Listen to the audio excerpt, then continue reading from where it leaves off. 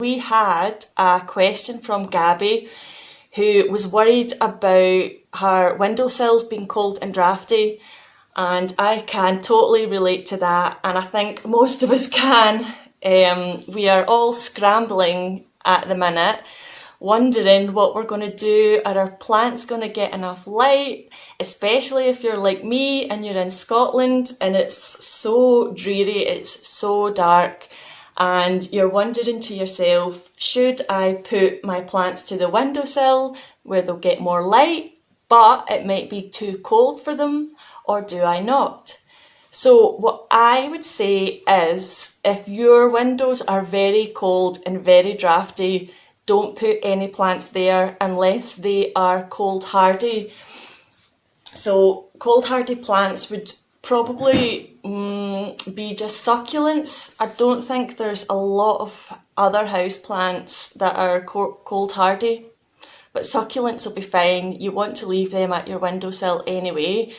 Any other plants, move them away from your window if it's very, very cold and drafty.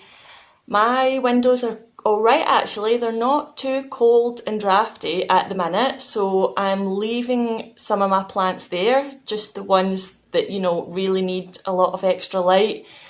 I'm just being careful to make sure that the leaves aren't pressing against the glass, because the delicate leaves are not going to like it if they are pressing against really cold glass.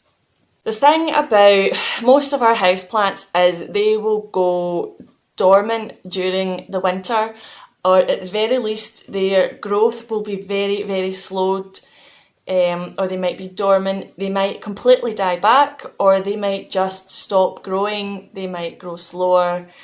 So really you don't have to panic too much about light, because the plants aren't growing as quickly, which means for us, thankfully, that they don't need a lot of light. So I wouldn't panic about the light situation. If you have cold drafty windows and you don't want to put your plants there, that's okay. Your plants should be fine.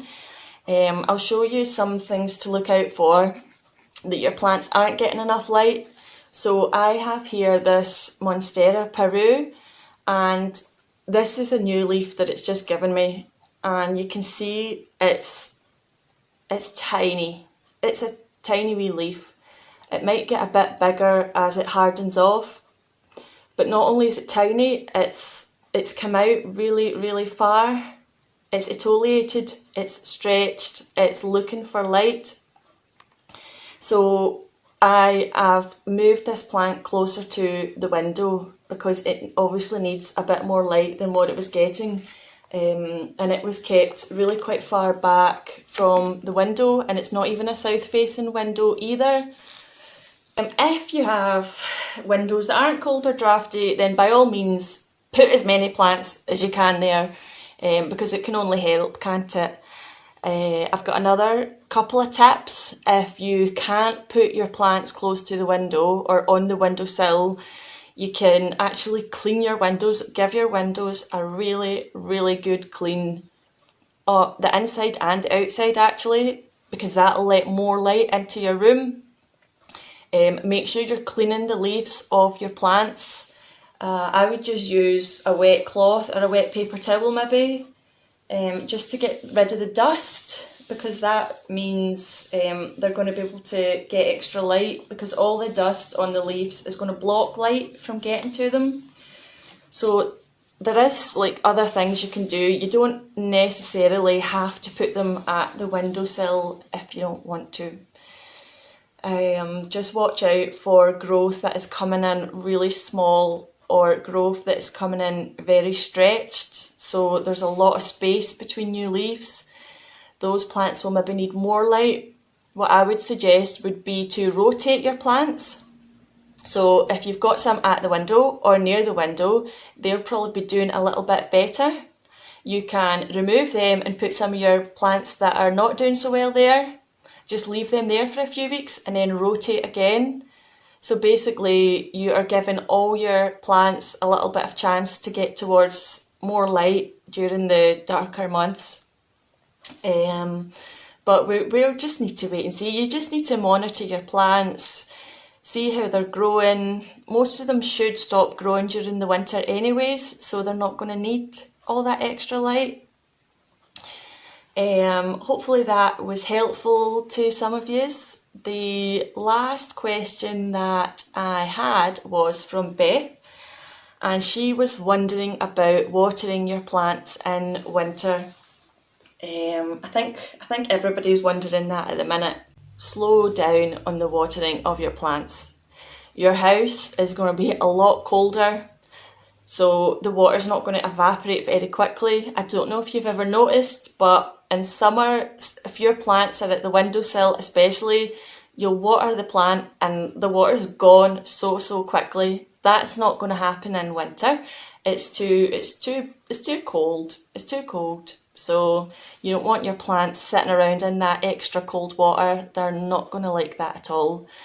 Plus, because they're not getting as much light, they're not photosynthesizing, they're not growing, so they're not going to actually uptake as much water as they would when they're growing. They're not going to need loads and loads of water when they're not growing. So bear that in mind. The only exceptions to this, and there are exceptions if you didn't already know this, well, some plants, succulent type plants, actually are dormant in summer and grow in winter. For example, the Haworthia and the Frizzle Sizzle, which we have in stock at the minute, it's a winter grower. So this plant goes dormant in summer, so you don't water it at all in summer. And then come winter time, that's when you start watering and fertilising your Frizzle Sizzle. I find that fascinating. It just goes against everything you think about plants, doesn't it? But some plants growing, like that's their actual growing season. So those plants you will want to make sure you are watering and feeding during the winter. And that's the Frizzle Sizzle. It's Spiralis albuca. I think that's how you pronounce it. So yeah, don't water them during the summer, water them in the winter. Also Haworthia. You can go onto Google and look, and it will give you a list of which succulents are growing in the winter, and then you will know. Obviously, a lot of succulents will go dormant in winter, in which case you don't want to water them at all.